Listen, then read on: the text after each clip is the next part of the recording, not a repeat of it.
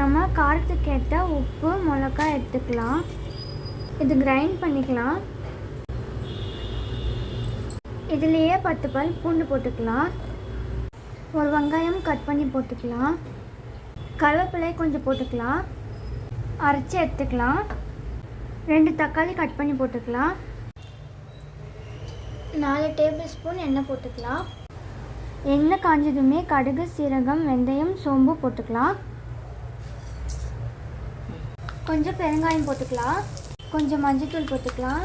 இப்போ நம்ம அரைச்ச பேஸ்ட் அதில் போட்டுக்கலாம். கலந்து விட்டுக்கலாம். சிம்லேயே இது நல்லா எண்ணெய் பிரிஞ்சு வர அளவுக்கு கொதிக்கிட்டோம். நமக்கு சூப்பரான தக்காளி சட்னி ரெடி ஆயிடுச்சு. கொஞ்சம் எண்ணெய் தடவிக்கலாம் இட்லி பிளேட்டில். மாவு ஒரு கரண்டி ஊற்றிக்கலாம். இப்போ நம்ம க்ளோஸ் பண்ணிக்கலாம். இப்போ நம்ம ஓப்பன் பண்ணி பார்க்கலாம். கொஞ்சம் வெந்திருக்கும். இப்போ நம்ம செஞ்ச தக்காளி சட்னியை ஸ்டஃப் பண்ணுற மாதிரி வைக்கலாம். இப்போது மறுபடியும் நம்ம இட்லி மாவை இது மேலே ஸ்ப்ரெட் பண்ணிக்கலாம்.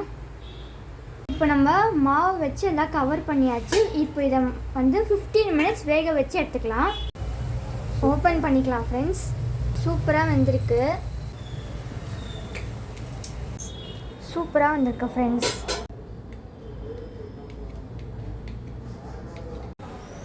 இப்போ நம்ம டேஸ்ட் பண்ணலாம்.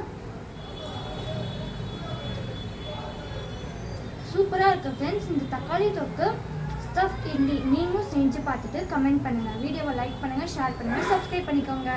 வேற ஒரு இன்ட்ரெஸ்டிங்கான ரெசிபியோட உங்களை மீட் பண்ணுறேன். பாய்.